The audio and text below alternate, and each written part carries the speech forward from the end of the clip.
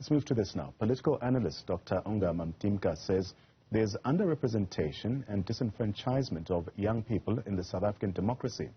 Mtimka says early exposure to civic engagement lays the foundation for a lifelong commitment to democratic participation. He joins us now for more on this. Dr. Mtimka, a pleasure to have you on the program this afternoon. So as someone deeply involved in both academia and also having an interest in the future of South Africa, can you elaborate on the critical gap that you see in our, call it our democracy regarding this underrepresentation and disempowerment of young citizens? Good afternoon to you and your viewers. Thank you for having me here in Transla. So the issue here is that if you look at data about political participation, if you look at the representation of young people, either in legislative assemblies, both national and provincial levels, or participation in politics general, the numbers leave a lot to be desired. I argue that this has to do with the delayed nature of political socialization, the coming to knowledge about political issues, and then the participation of young people. And I argue that much of this has to do with the fact that as a society, we're a lot less intentional about raising young people who feel that they have a voice and also a political platform to express themselves. Now, throughout history, young people have gotten to a stage where they take up the space by themselves, and it's usually very chaotic when things get to that level. So I think that South Africa is at a time in 30 years into democracy where it needs to be a lot more intentional about leadership development at a young age and nurturing young people to be interested in politics and to also participate. I want us to expand a bit more on your observations. In your experience, what are some of the key barriers which are really hindering young people from really participating in civic affairs? And how do you propose we dismantle these obstacles? First of all, there are traditional elements where, for example, where I come from, if there are meetings called to look at issues zokuhlala or issues of the community, generally it's elderly people that will attend, those that feel at liberty to attend. If you look at also when political parties, when government, either at a local level or at a national level, takes bylaws or bills for consideration in Parliament for public participation, who gets to be there tends to be a function of the mobilization efforts of politicians. Now, I'm saying it's time that we open up those spaces. Partly they are being opened by social media. Social media itself is tearing down the conceptions of where is the space for participating in politics, from a traditional community hall to being a social media platform. Now, the biggest role also has to be played by parents, who must ensure that their young people have got a voice and not seem to be disrespectful when they raise their opinions about what must happen, either on their own issues or on matters of the family. So you've mentioned the transformative impact of youth engagement within, especially university campuses. Can you share some specific examples or even instances where you've witnessed this impact firsthand? Sure. So first of all, when young people get to universities, the distance between the role of the state and their private lives becomes, they become aware of it.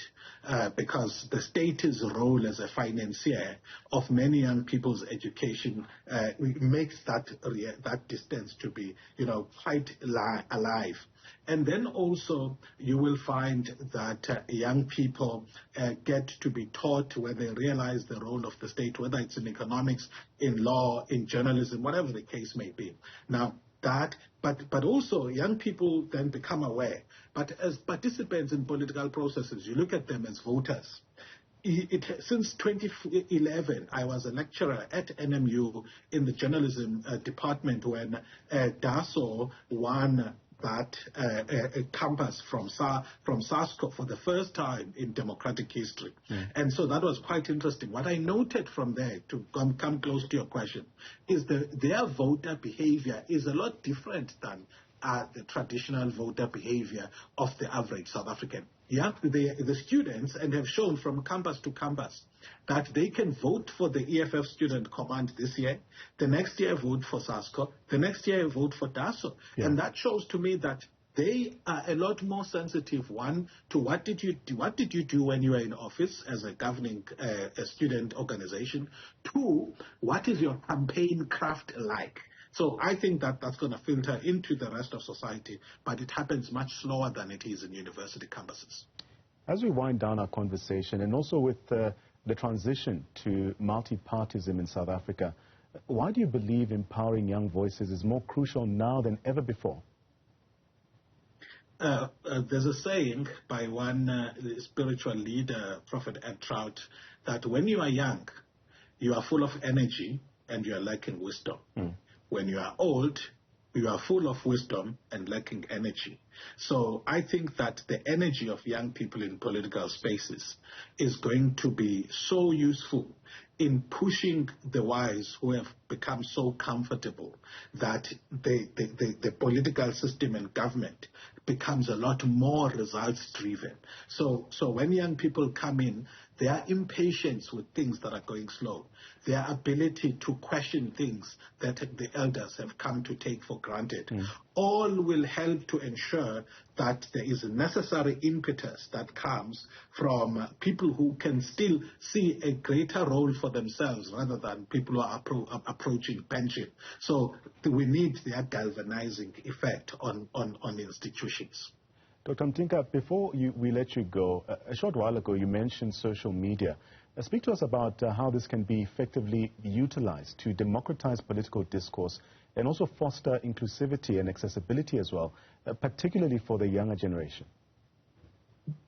So what I find here is that in the social media spaces, because of how horizontal or how flat the structure of engagement there is, it makes it easy for young people to, one, generate content, share content, and critique politicians for the contents that they share. Obviously, sometimes it gets toxic, where there's talks about wokeness globally, where it's an anti-offense culture. That can always be managed. But I think for me, I'm excited about how that space is already democratic and allows for engagement. And many politicians in South Africa have used it creatively to engage. But I'm quite happy also that the Electoral Commission has been able to identify where the risks are, and not only in South Africa, but in the rest of the continent, have come up with some guidelines on how to regulate, social media use during elections. And I think it's really exciting times. It's good that they have embraced it themselves, because we saw successes in voter registration among young people precisely because I think even they themselves recognize that to reach young people, you've got to reach them where they participate the most